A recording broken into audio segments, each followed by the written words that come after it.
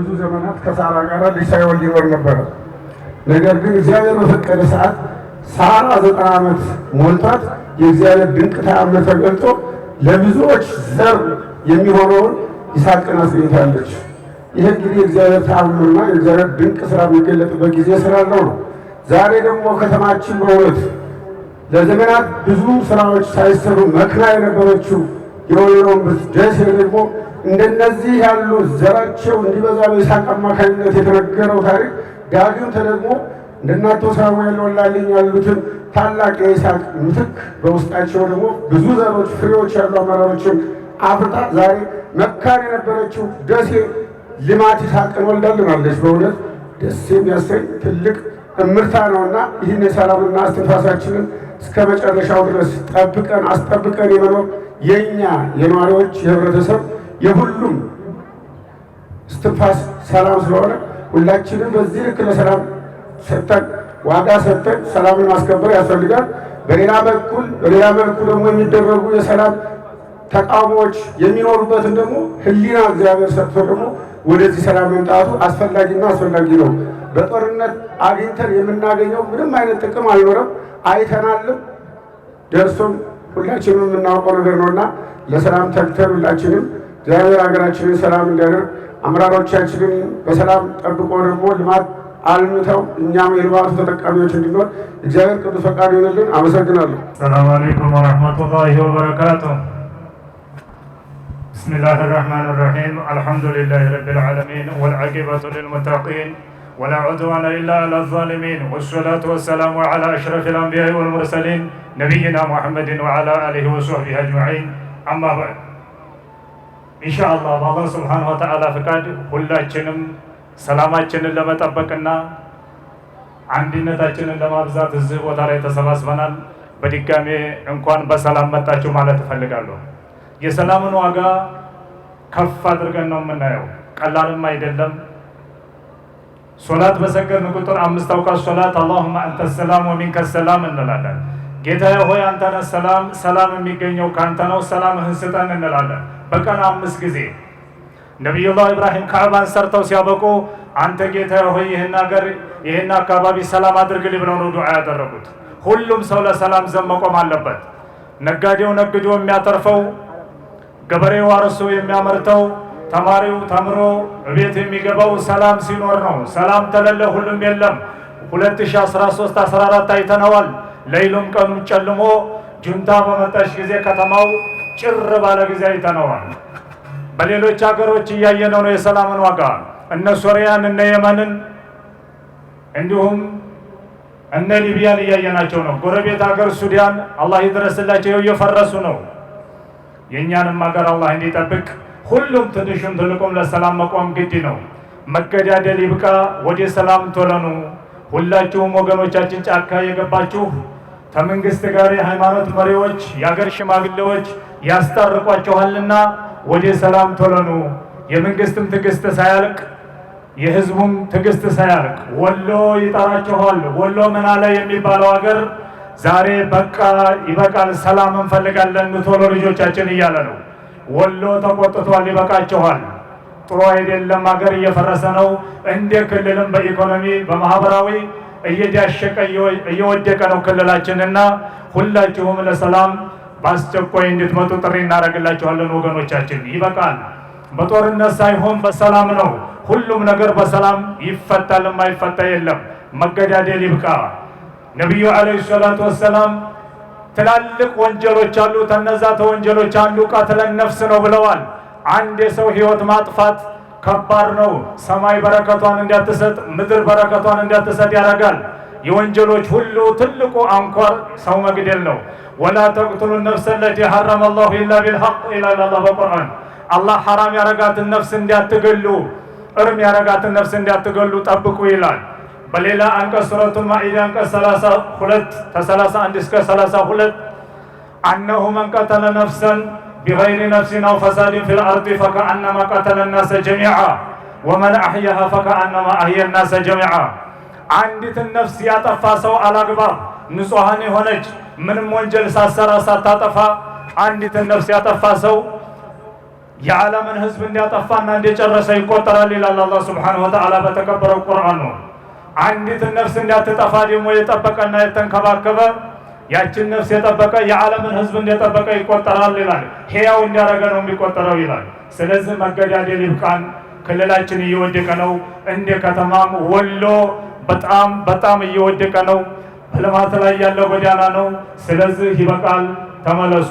በዚሁ አጋጣሚ የከተማችንን ሰላምና ልማት ታላመሰግን በወርድ ንፉግነት ነው።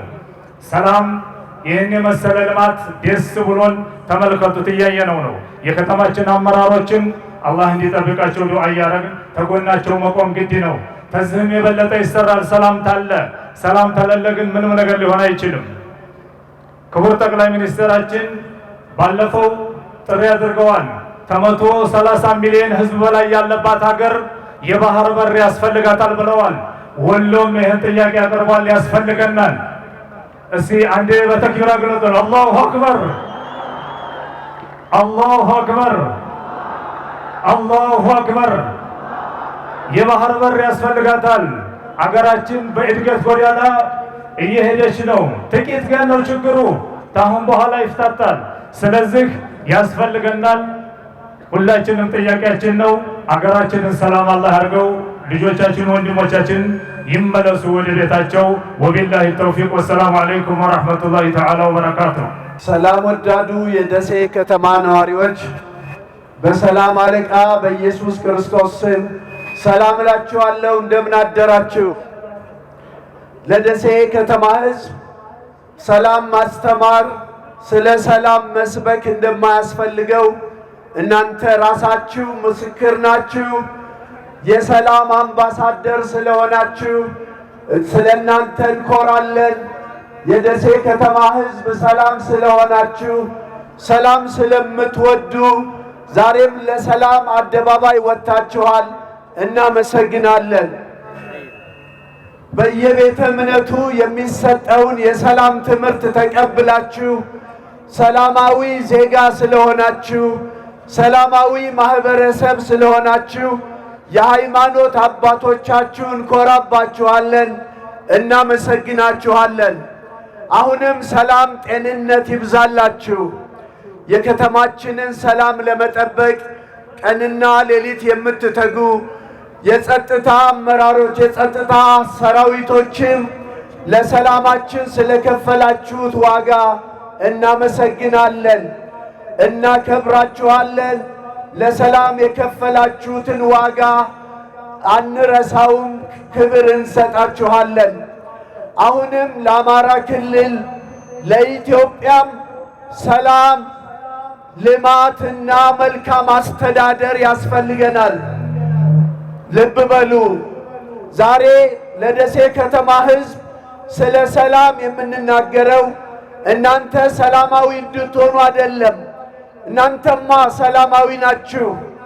ዘመዶቻችን በሁሉም ክልሎች ስላሉ፣ በሁሉም ዞኖችና ወረዳዎች ዘመድ ስላለን የሰላም ልባችን የሰላም መልእክታችንን በየዘመዶቻችሁ አድራሻ እንድታደርሱ፣ በጫካ ላሉ ወንድሞቻችን ኑ አህሪቡ እንድትሉ፣ ወደ ሰላም ተመለሱ እንድትሉ፣ እናንተ የተረፈው ሰላማችሁ አማራ ክልል እየደቀቀች የአማራ ገበሬ እየተንገላታ፣ የአማራ አስተማሪ እየተንገላታ፣ በኢትዮጵያ በተለያዩ ቦታዎች ሰላም በጠፋበት የማይገባ ደም መፋሰስ የማይገባ ውድመት ባለበት የወሎን ሰላም ለሌሎች እንድታካፍሉ፣ የኛ ሰላም ለክልላችንና ለኢትዮጵያ እንዲተርፍ፣